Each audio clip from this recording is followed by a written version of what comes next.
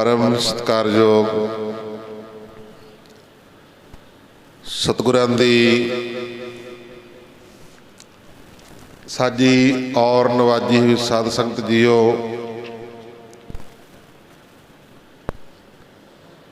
आप माई पाई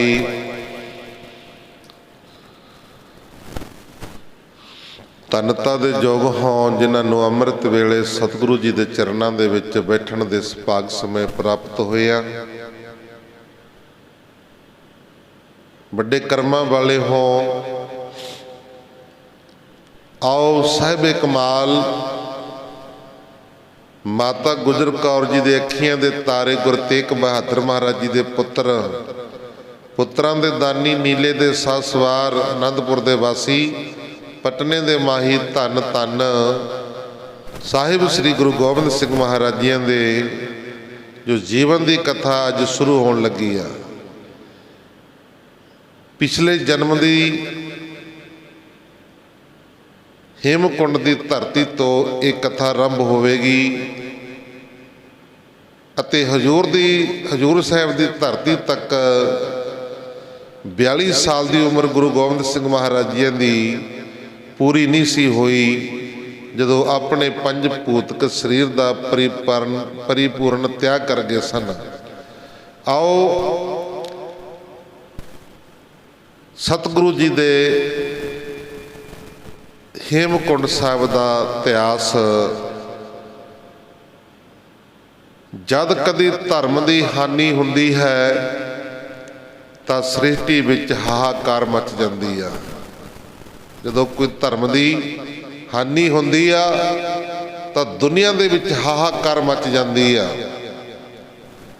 सतो गुणी भले पुरुष दुखी होके परोखे जा बहिंदे ने, एक साइड ते होके जा बहिंदे ने अते राक्षस बुद्धि ते तमो गुणी महा अपवादियां जालमां दी जिथे किते तूती बोलती है। जद इस तरह घोर जुल्म ते पाप की काली बोली हनेरी चढ़ती है तो ओह अदृट सत चित आनंद निरंकार जिहदे आसरे धर्म धौल खड़ा है। तो गुरमुख प्यारिओ, पापियां जालमां नूं अते सतपुरखां नूं ओदी होंद दी धीरज बज जाती आ। कलगीधर पातशाह गुरु गोबिंद सिंह महाराज जी हेमकुंड की धरती ते तपस्या कर रहे सी। गुरु गोबिंद सिंह महाराज जी दुष्ट दमन रूप दे विच हेमकुंड की धरती ते तपस्या कर रहे सी। इधरों औरंगजेब ने हाहाकार मचाई हुई सी, जलम हो रहे सी, मंदिर ढह ढेरी किए जा रहे सी। हिंदुआं नूं जबरदस्ती मुसलमान बनाया जा रहा सी। ना कोई चज नाल खा सकदा ते ना कोई पी सकदा, ना कोई वस्त्र पहन सकदा ते ना कोई चज नाल जिंदगी जी सकदा सी। बड़ी हाहाकार मची हुई सी। सारे पासे बड़े दुखी सन। हुण अजिहा ही समा सी जदों कि हिंदू प्रजा औरंगजेब दे जुल्म राज हेठां बड़े दुखी सी। औरंगजेब दा राज सी ते प्रजा बड़ी दुखी सी। इस समय किसी संत सिपाही व्यक्ति की लोड़ सी। किसी संत सिपाही व्यक्ति की लोड़ सी जो संत भी होवे। संत कहते ने नाम जपण वाले नूं, सिपाही कहते ने जिहड़ा हथियार रखता है। अज दुनिया दे विच संत की भी लोड़ आ ते गुरमुख प्यारे सिपाही की भी लोड़ आ। कई साडे वर्गे नूं कहंदे बाबा जी तुसीं शास्त्र रखे हुए आ, इन्हां दा की मतलब आ जी भी एडी बड़ी राफल रख रखी आ ते रिवाल्वर रख रखिया, इहदी की लोड़ पैंदी है जी। तां गुरमुख प्यारिओ, सानू कलगीधर पातशाह गुरु गोबिंद सिंह महाराज जी ने संत भी बनाया ते सिपाही भी बनाया। खो सतनाम। अगे की हुंदा सी ਸੰਤ ਕੱਲੀ ਮਾਲਾ ਫੇਰਦਾ ਸੀ। ਸੰਤ ਕੱਲੀ ਮਾਲਾ ਫੇਰਦਾ ਸੀ ਤੇ ਉਹਨੂੰ ਫਿਰ ਦੁਨੀਆ ਲੋਕੀ ਤੰਗ ਕਰਦੇ ਹੁੰਦੇ ਸੀ ਮਾਲਾ ਫੇਰਦੇ ਨੂੰ। ਫਿਰ ਸੰਤ ਨੂੰ ਕੀ ਕਰਨਾ ਪੈਂਦਾ ਸੀ? ਸੰਤ ਨੂੰ ਸਿਪਾਹੀ ਦੇ ਕੋਲ ਜਾਣਾ ਪੈਂਦਾ ਸੀ, ਪ੍ਰਸ਼ਾਸਨ ਦੇ ਕੋਲ ਜਾਣਾ ਪੈਂਦਾ ਸੀ। ਪਰ ਸਤਿਗੁਰੂ ਕਲਗੀਧਰ ਪਾਤਸ਼ਾਹ ਗੁਰੂ ਗੋਬਿੰਦ ਸਿੰਘ ਮਹਾਰਾਜ ਜੀ ਨੇ ਆਪਣੇ ਸਿੱਖ ਨੂੰ, ਆਪਣੇ ਖਾਲਸੇ ਨੂੰ ਸੰਤ ਬਣਾਇਆ ਮਾਲਾ ਦੇ ਕੇ, ਸਿਪਾਹੀ ਬਣਾਇਆ ਸਾਸਤਰ ਦੇ ਕੇ। ਇਸੇ ਕਰਕੇ ਸੰਤ ਸਿਪਾਹੀ ਖਾਲਸੇ ਨੂੰ ਬਣਾਇਆ ਵੀ ਸਿਪਾਹੀ ਕੋਲ ਜਾਣ ਦੀ ਲੋੜ ਨਾ ਪਵੇ, ਉਹਨਾਂ ਵਾਲਾ ਕੰਮ ਵੀ ਆਪਣੇ ਆਪੇ ਕਰਦੇ। ਐਸਾ ਖਾਲਸਾ ਸਤਿਗੁਰੂ ਜੀ ਨੇ ਸਾਜਿਆ ਹੈ। ਤਾਂ ਗੁਰਮੁਖ ਪਿਆਰਿਓ, ਸੰਤ ਸਿਪਾਹੀ ਵਿਅਕਤੀ ਦੀ ਲੋੜ ਸੀ ਉਸ ਸਮੇਂ, ਜਿਹੜਾ ਕਿ ਜ਼ਾਲਮ ਤੇ ਜ਼ੁਲਮ ਦਾ ਟਾਕਰਾ ਕਰਨ ਦੇ ਯੋਗ ਹੋਵੇ, ਜਿਸ ਵਿੱਚ ਸ਼ਕਤੀ ਤੇ ਭਗਤੀ ਦੋਵੇਂ ਗੁਣ ਸਲਾਮਤ ਹੋਣ, ਅਤੇ ਜੋ ਸ਼ਕਤੀ ਨਾਲ ਭਗਤੀ ਦੀ ਰੱਖਿਆ ਕਰ ਸਕੇ। ਹੁਣ ਭਗਤੀ ਦੀ ਰੱਖਿਆ ਕਰਨ ਵਾਸਤੇ ਸ਼ਾਸਤਰ ਚਾਹੀਦਾ ਨਾਲ, ਨਹੀਂ ਕਿਤੇ ਦੁਨੀਆ ਭਗਤੀ ਕਰਨ ਦਿੰਦੀ ਆ, ਕਿਤੇ ਬੈਠਣ ਦਿੰਦੀ ਆ, ਕਿਤੇ ਤਪੱਸਿਆ ਕਰਨ ਦਿੰਦੀ ਆ। ਤਾਂ ਗੁਰਮੁਖ ਪਿਆਰਿਓ, ਉੱਥੇ ਫਿਰ ਨਾਲ ਸ਼ਕਤੀ ਤੇ ਭਗਤੀ ਦੀ ਰੱਖਿਆ ਕਰਨ ਲਈ, ਭਗਤੀ ਨਾਲ ਜ਼ਾਲਮ ਦੀ ਸ਼ਕਤੀ ਨੂੰ ਪ੍ਰਹਾਰ ਕਰਨ ਸਕੇ। ਕਹਿੰਦੇ ਇਸ ਮਹਾਨ ਕਾਰਜ ਵਾਸਤੇ ਨਿਰੰਕਾਰ ਜੀ ਨੇ, ਅਕਾਲ ਪੁਰਖ ਵਾਹਿਗੁਰੂ ਪਰਮੇਸ਼ਰ ਜੀ ਨੇ ਇੱਕ ਤਪ ਕਰ ਰਹੇ ਮਹਾ ਤਪਸਵੀ ਨੂੰ ਆਪਣੇ ਪੁੱਤਰ ਦਾ ਮਾਣ ਬਖਸ਼ਿਸ਼ ਕਰਕੇ ਸੰਸਾਰ ਵਿੱਚ ਭੇਜਿਆ। ਜੈਸਾ ਕਿ ਗੁਰੂ ਜੀ ਨੇ ਆਪਣੀ ਕਥਾ ਬਚਿੱਤਰ ਨਾਟਕ ਦੇ ਵਿੱਚ ਫਰਮਾਇਆ। ਮਹਾਰਾਜ ਜੀ ਕਹਿੰਦੇ ਅਬ ਮੈਂ ਆਪਣੀ ਕਥਾ ਬਖਾਨੋ। ਗੁਰੂ ਗੋਬਿੰਦ ਸਿੰਘ ਮਹਾਰਾਜ ਜੀ ਕਹਿੰਦੇ ਨੇ, ਕਹਿੰਦੇ ਹੁਣ ਮੈਂ ਤੁਹਾਨੂੰ ਆਪਣੀ ਕਥਾ ਸੁਣਾਉਣਾ। ਮੈਂ ਆਪਣੇ ਪਿਛਲੇ ਜਨਮ ਦੀ ਕਥਾ ਸੁਣਾਉਣਾ ਵੀ ਮੈਂ ਪਿਛਲੇ ਜਨਮ ਦੇ ਵਿੱਚ ਕੀ ਕੀਤਾ ਸੀ, ਕੀ ਕਰਦਾ ਸੀ। ਗੁਰੂ ਗੋਬਿੰਦ ਸਿੰਘ ਮਹਾਰਾਜ ਜੀ ਆਪਣੇ ਪਿਛਲੇ ਜਨਮ ਦੀ ਕਥਾ ਦੱਸਦੇ ਆ। ਅਬ ਮੈਂ ਆਪਣੀ ਕਥਾ ਬਖਾਨੋ, ਤਪ ਸਾਧ ਜਹ ਬਿਦ ਮੋਹਿਆਨੋ। हेमकुंट पर्वत है जहाँ, सप्त श्रृंग सुशोभत है तहाँ। सप्त श्रृंग तह नाम कहावा, पंड राज जह जोग कमावा। तय हम अनक तपस्या साधी, महाकालक कालका राधी। ए बिद करत तपस्या प्यो, दवै रूप ते हेक एक होए गयो। तात मात मुर अलख अराधा, ਬਹੁ ਬਿਦ ਜੋਗ ਸਾਧਨਾ ਸਾਧਾ। ਜੋ ਤਨ ਜੋ ਕਰੀ ਅਲਕ ਕੀ ਸੇਵਾ, ਤਾਤੇ ਭੈ ਪ੍ਰਸੰਨ ਗੁਰਦੇਵਾ। ਤਿਨ ਪ੍ਰਭ ਜਬ ਆਇਸ ਮੋਹਿ ਆਇਆ, ਤਬ ਹਮ ਜਨਮ ਕਲੂ ਮੈਂ ਲਿਆ। ਕਹਿੰਦੇ ਫਿਰ ਜਨਮ ਕਲਯੁਗ ਦੇ ਵਿੱਚ ਮੈਂ ਆਪਣਾ ਜਨਮ ਲਿਆ। ਮਹਾਰਾਜ ਜੀ ਕਹਿੰਦੇ ਤਿਨ ਪ੍ਰਭ ਜਬ ਆਇਸ ਮੋਹਿ ਦੀਆ, तब हम जन्म कलू में लिया। चितना प्यो हमरो आवन को, चुभी रही सुरत प्रभ चरणन में। ज्यों ज्यों प्रभ हुक्म समझायो, इम कहे कै इब लोक पठायो। कहते सप्त श्रृंग पर्वत विच जिथे कि पांडो राज ने जोग कमाया सी, पंडवा ने जोग कमाया सी, ਉੱਥੇ ਹੇਮਕੁੰਟ ਚੋਟੀ ਪਰ ਅਸੀਂ ਬਹੁਤ ਤਪੱਸਿਆ ਕਰਕੇ ਨਿਰੰਕਾਰ ਨਾਲ ਇੱਕ ਮਿੱਕ ਰੂਪ ਹੋ ਗਏ ਸੀ। ਗੁਰੂ ਗੋਬਿੰਦ ਸਿੰਘ ਮਹਾਰਾਜ ਜੀ ਕਹਿੰਦੇ ਅਕਾਲ ਪੁਰਖ ਦੇ ਨਾਲ ਤਪੱਸਿਆ ਕਰਕੇ ਇੱਕ ਮਿੱਕ ਹੋ ਗਏ ਸੀ। ਇਸ ਸਮੇਂ ਮੇਰੇ ਮਾਤਾ ਗੁਜਰੀ ਜੀ, ਪਿਤਾ ਗੁਰੂ ਤੇਗ ਬਹਾਦਰ ਜੀ ਨੇ ਆਪਣੇ ਘਰ ਪੁੱਤਰ ਦੀ ਪ੍ਰਾਪਤੀ ਵਾਸਤੇ ਅਕਾਲ ਪੁਰਖ ਦੀ ਬਹੁਤ ਆਰਾਧਨਾ ਕੀਤੀ, ਬਹੁਤ ਆਰਾਧਨਾ ਕੀਤੀ। ਕਿੰਨੀ ਕੁ ਆਰਾਧਨਾ ਕੀਤੀ? 26 ਸਾਲ 9 ਮਹੀਨੇ 13 ਦਿਨ ਬਾਬੇ ਬਕਾਲੇ ਦੀ ਧਰਤੀ ਤੇ ਤਪੱਸਿਆ ਕੀਤੀ। ਅਕਾਲ ਪੁਰਖ ਨੇ ਉਹਨਾਂ ਦੀ ਭਗਤੀ ਉੱਪਰ ਖੁਸ਼ ਹੋ ਕੇ ਮੈਨੂੰ ਉਹਨਾਂ ਦੇ ਘਰ ਜਨਮ ਲੈਣ ਵਾਸਤੇ ਆਖਿਆ। ਪਰ ਮੇਰੀ ਬਿਰਤੀ ਅਕਾਲ ਪੁਰਖ ਦੇ ਸਿਮਰਨ ਰੂਪੀ ਚਰਨਾਂ ਵਿੱਚ ਲੱਗੀ ਹੋਈ ਸੀ। इस करके मेरा संसार विच आउण वास्ते चित नहीं सी करदा। गुरु गोबिंद सिंह महाराज जी कहते मेरी जिहड़ी सुरती सी, जिहड़ी मेरी बिरती सी, वो अकाल पुरख वाहिगुरू परमेश्वर दे नाल जुड़ी हुई सी। आ संसार दे विच मेरा चित नहीं सी करदा आउण नूं।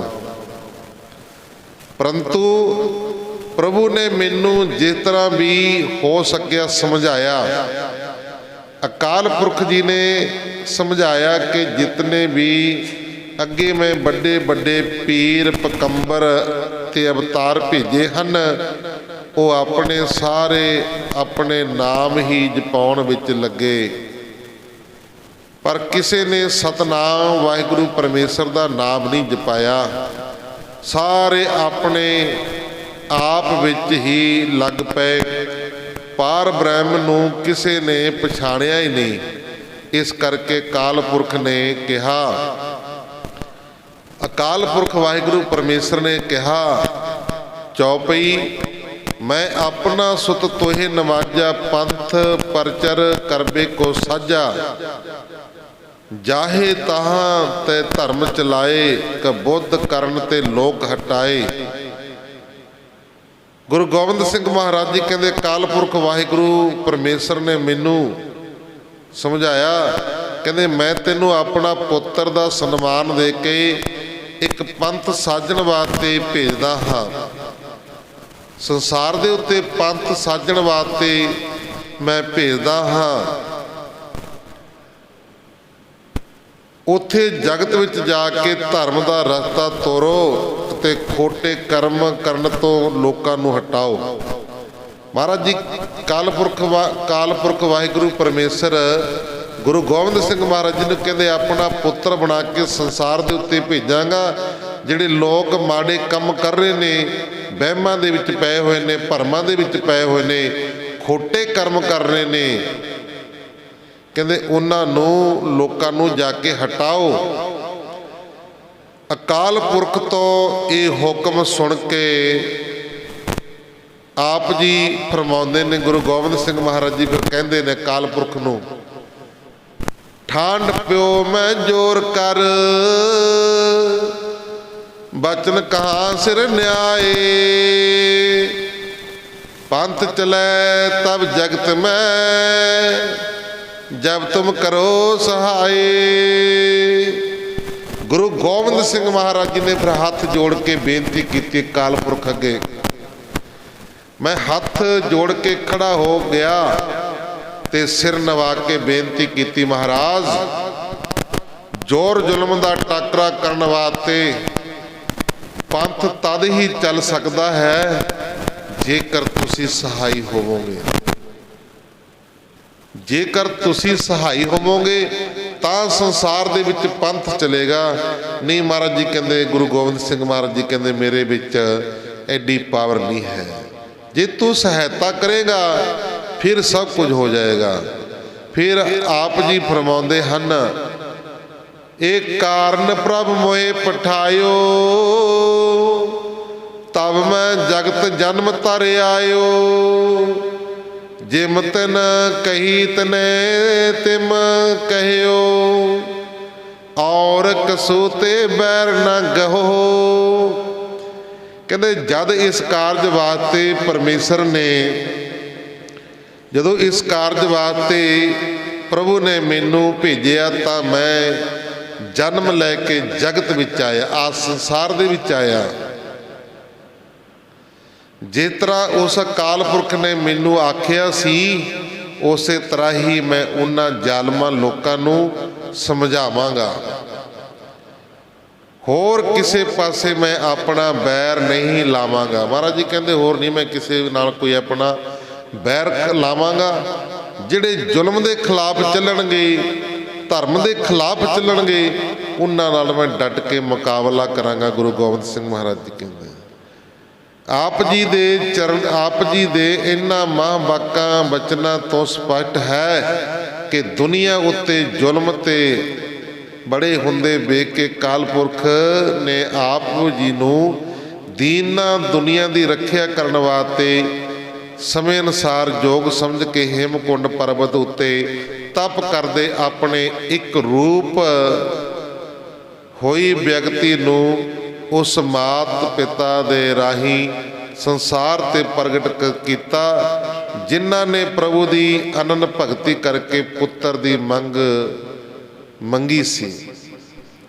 ਤਾਂ ਗੁਰਮੁਖ ਪਿਆਰਿਓ, ਮਾਤਾ ਗੁਜਰ ਕੌਰ ਦੀ ਇਹੀ ਮੰਗ ਸੀ, ਇਹ ਕਾਲ ਪੁਰਖ ਵਾਹਿਗੁਰੂ 32 ਸਾਲ ਹੋ ਗਏ ਵਿਆਹ ਹੋਇਆ ਨੂੰ, ਇੱਥੇ ਤਾਂ 2-4 ਸਾਲ 5 ਸਾਲ ਲੰਘ ਜਾਣੇ, ਬਿਪਤਾ ਪੈ ਜਾਂਦੀ ਹੈ ਵੀ ਕਦੇ ਕਿਸੇ ਸਿਆਣੇ ਦੇ ਕੋਲ, ਕਦੇ ਕਿਸੇ ਸਿਆਣੇ ਕੋਲ ਵੀ ਬੱਚੇ ਨਹੀਂ ਹੋਇਆ, ਪੁੱਛ ਲਈਏ ਜਾ ਕੇ।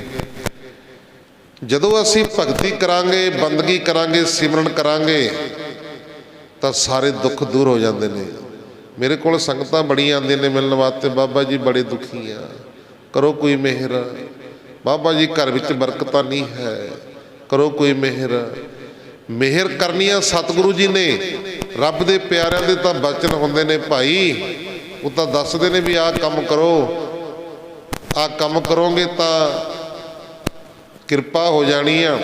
ਮੰਨ ਲਓ ਵੀ ਮਰੇਕੋਟਲੇ ਜਾਣਾ, ਜੇ ਹੁਣ ਜਾਣਕਾਰ ਰਸਤੇ ਦੱਸਣ ਵਾਲਾ, ਉਹਨੇ ਤਾਂ ਦੱਸਣਾ ਰਸਤਾ ਵੀ ਭਾਈ ਇੱਥੋਂ ਮਰੇਕੋਟਲੇ ਨੂੰ ਐ ਨੂੰ ਚਲੇ ਜਾਏ, ਇੱਧਰ ਨੂੰ ਚਲੇ ਜਾਏ, ਜਾਂ ਪਟਿਆਲੇ ਨੂੰ ਇੱਧਰ ਨੂੰ ਚਲੇ ਜਾਈ।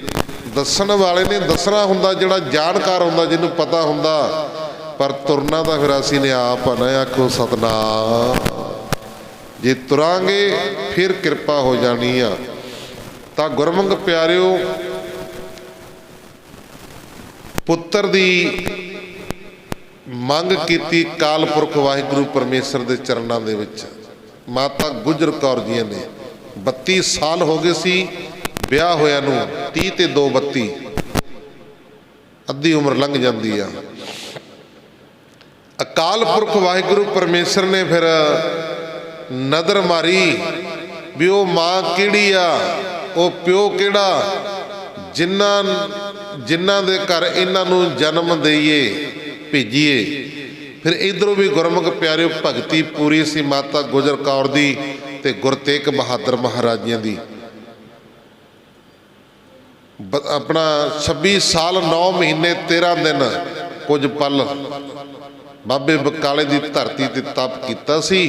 ਉਸ ਤੋਂ ਬਾਅਦ ਫਿਰ ਗੁਰਮੁਖ ਪਿਆਰੇ ਗੁਰੂ ਤੇਗ ਬਹਾਦਰ ਦੇ ਘਰ ਮਾਤਾ ਗੁਜਰ ਕੌਰ ਦੀ ਕੁੱਖ ਨੂੰ ਭਾਗ ਪੋਸ ਦੀ ਸੱਤਿਆਂ ਨੂੰ ਲੱਗੇ ਸੀ। ਤਾਂ ਅੱਗੇ ਹੇਮਕੁੰਡ ਪਰਬਤ ਬਰਫ਼ ਦੀ ਪਹਾੜੀ ਦਾ ਟਿੱਲਾ ਸਪਤ ਸ੍ਰਿੰਗ, ਇਹ 7 ਪਹਾੜੀਆਂ ਚੋਟੀਆਂ ਦੇ ਸਿਲਸਿਲੇ ਦੇ ਸੱਜੇ ਪਾਸੇ ਹਿਮਾਲਿਆ ਪਹਾੜ ਬਦਰੀ ਨਾਰਾਇਣ ਦੇ ਨੇੜੇ। ਸਪਤ ਸ੍ਰਿੰਗ ਦੀਆਂ 7 ਚੋਟੀਆਂ ਦੇ ਨਾਮ ਇਹ ਹਨ। ਘੋੜੀ ਪਰਬਤ।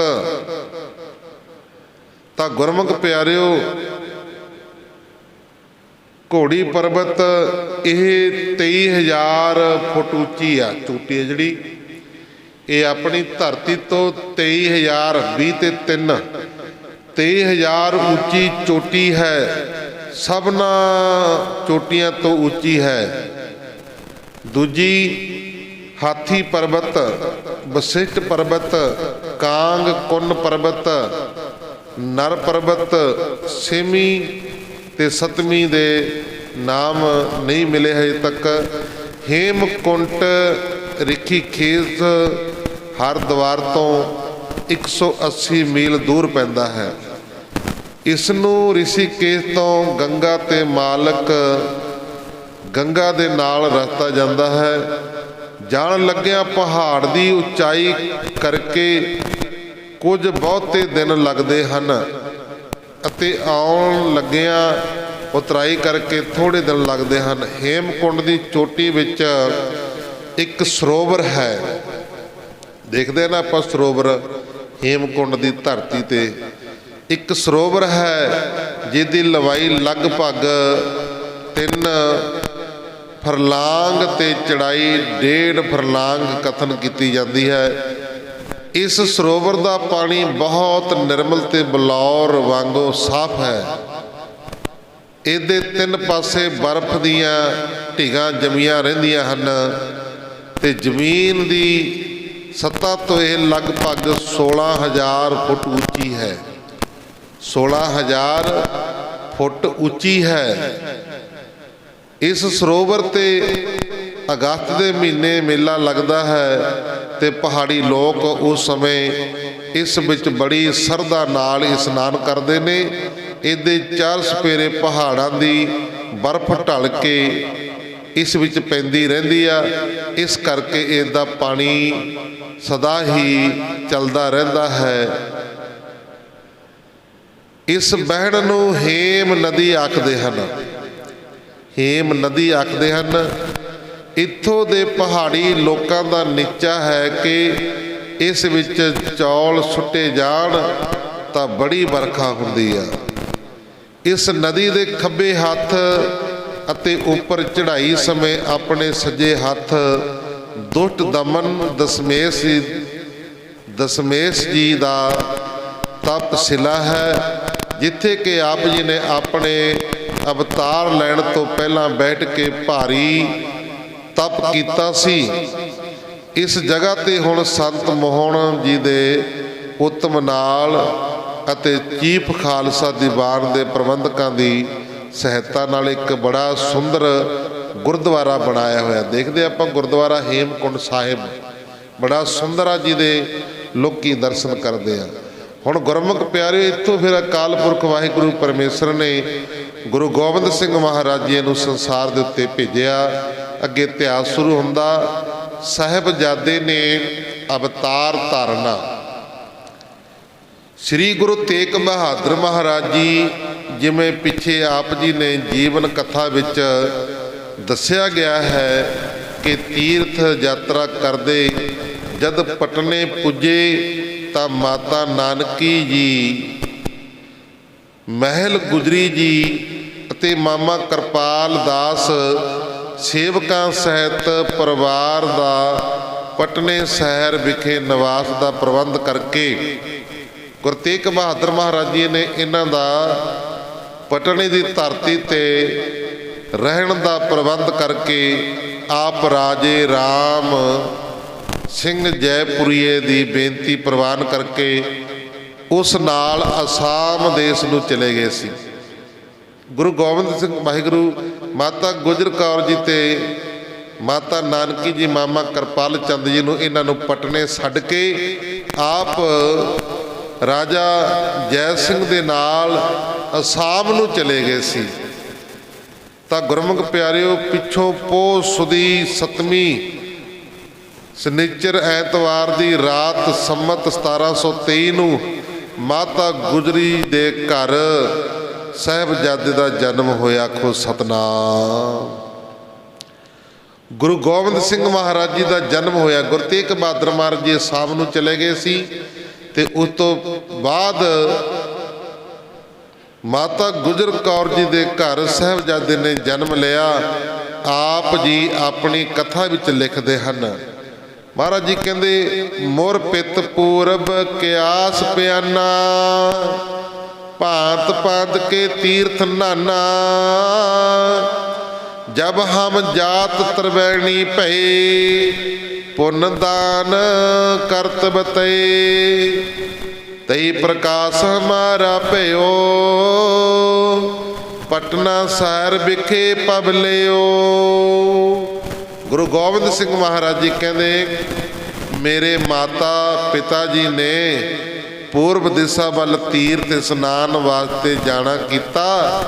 जद वो त्रिवेणी प्रयाग पहुँचे उत्थे उन्होंने बहुत पुण्य दान करके कुछ दिन बतीत किते। जिथे त्रिवेणी ही साडा माता गुजरी जी की पवित्र कुख विच प्रवेश होया अते पटने शहर विच आसा ने जन्म लिया। इस समय सियाणी दाई ने अते माता नानकी जी ने आप जी दे चमकदे मत्थे ते बालक दे जन्म तो समय ही विलखण लसणा तो अनुभव कर लिया कि एक कोई साधारण बालक नहीं है, एक कोई आम बालक नहीं है, सगों यह कोई परमेश्वर की शक्ति रूप धारण करके आई है।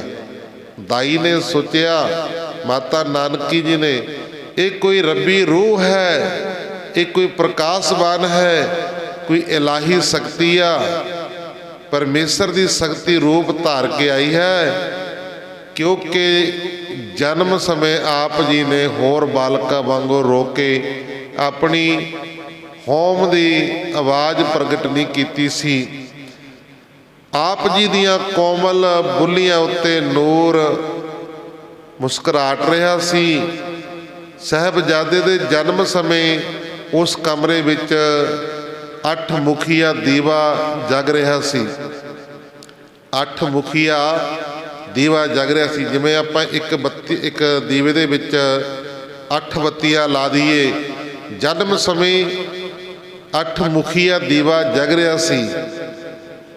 ਆਪ ਜੀ ਦੇ ਜਨਮ ਦਾ ਐਸਾ ਪ੍ਰਚੰਡ ਪ੍ਰਕਾਸ਼ ਹੋਇਆ ਕਿ ਉਹਨਾਂ 8 ਜੋਤਾਂ ਦਾ ਪ੍ਰਕਾਸ਼ ਇਉਂ ਮਾਤ ਪੈ ਗਿਆ, ਮੱਧ ਪੈ ਗਿਆ, ਜਿਵੇਂ ਕਿ ਸੂਰਜ ਦੇ ਪ੍ਰਕਾਸ਼ ਅੱਗੇ ਚੰਦਰਮਾ ਮਾਤ ਪੈ ਜਾਂਦਾ ਹੈ। ਭਾਈ ਸੰਤੋਖ ਸਿੰਘ ਜੀ ਲਿਖਦੇ ਨੇ, ਕਹਿੰਦੇ ਪਸਰਿਓ ਅੰਧਾਰ ਧਰਮ ਮਹਾ ਦਿਫ, ਏਕ ਬਾਰਸ ਦੀਨ ਪਰਾਏ, ਸਮ ਕੋ ਸੂਰਜ ਕੇ ਅਵਤਾਰ ਭਿਓ, ਹਮਸੇ ਜਨ ਪੰਕਜ ਕੋ ਬਿਗਸਾਏ।